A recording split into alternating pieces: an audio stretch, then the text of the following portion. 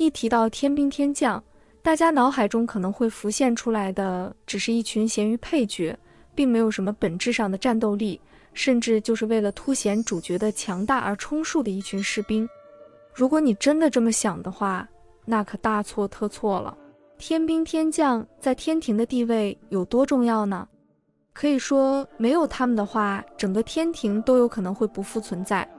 影片开始之前，不要忘记先点赞、追踪加小铃铛，可以了解到更多世间那些不为人知的秘密。在《西游记》中，天兵天将出现的名场面，莫过于他们跟随李靖、哪吒父子围剿花果山的时候了。虽说在对战孙悟空时，这些天兵天将大多数时间都没有什么发挥空间，但若讲对付花果山上的其他的猴子猴孙，以这些天兵天将的实力来说，还是绰绰有余的。虽说论地位、论实力，天兵天将或许会不如九曜星君、28宿这些天庭正神，但毕竟再怎么说，他们大小也算是个神。既然提到天庭正神，印象当中他们都是姜子牙通过斩将封神得到的神位，像前面提到过的九曜星君、28宿，在封神演义里，他们就都是截教弟子。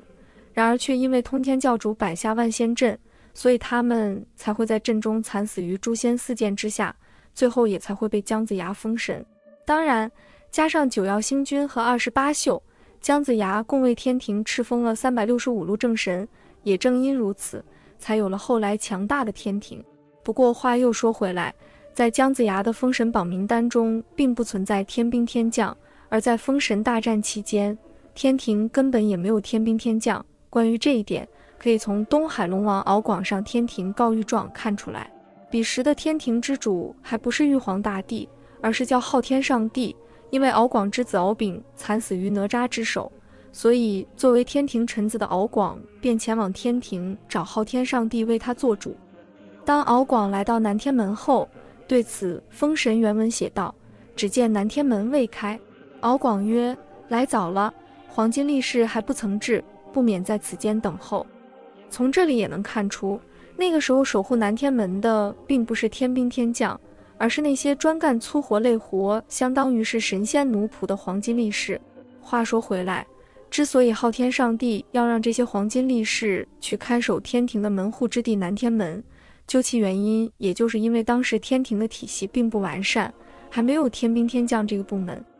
那后来这些天兵天将又是从哪里来的呢？对此，其实从封神榜中就能找出答案。姜子牙在敕封斗部首领金陵圣母时，封神原文对他权力和职责的划分是：特敕封耳执掌金阙，坐镇斗府，居周天烈秀之首，为北极子气之尊，84000群星扼煞，闲听驱使，永作坎宫斗母正神之职。意思是，除了斗部的那些正神之外，还有84000群星煞归金陵圣母管。而这些所谓的群星扼煞，其实就是后来的天兵天将。之所以这样说，是因为斗部顾名思义就是专门负责战斗的部门，因此在姜子牙为天庭敕封的8个主要职能部门中，为斗部配备的正神数量最多，成员的实力也是最强。当然，除正神之外，肯定还要为斗部配备些专门用于冲锋陷阵的人员，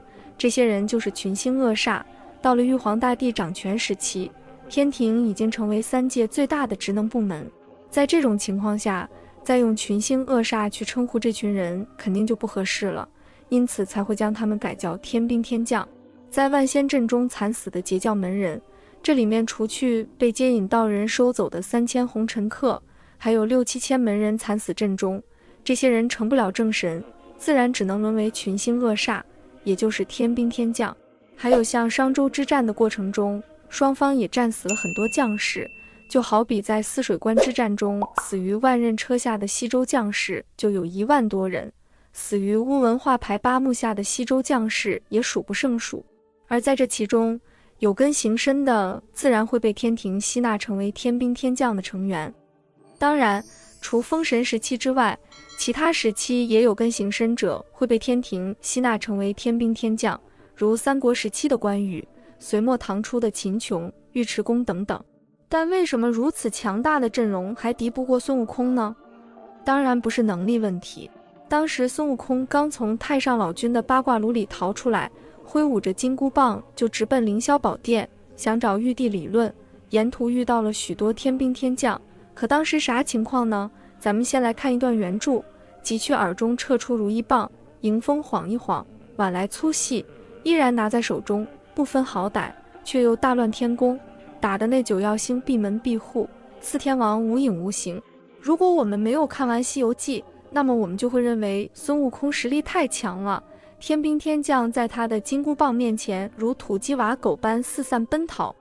没有谁是他的对手。可是咱们在取经中发现并不是那样，基本上天庭下来的那些神将都能跟孙悟空打斗个几十回合，不要说天神，就连一些不起眼的坐骑、宠物都能与孙悟空斗得有来有回。有次唐僧取经路过一个破旧的行院，连牌匾都沉积斑驳，上书华光行院4个大字，其中的华光指的是华光菩萨。唐僧对他的来历知之甚详，他是这么说的：华光菩萨是火焰五光佛的徒弟，因剿除毒火鬼王，降了职，化作五显灵官，此间必有妙著。这华光菩萨是如来佛祖殿前佛灯火，听佛说法日久，又受佛祖点化，化为火之精，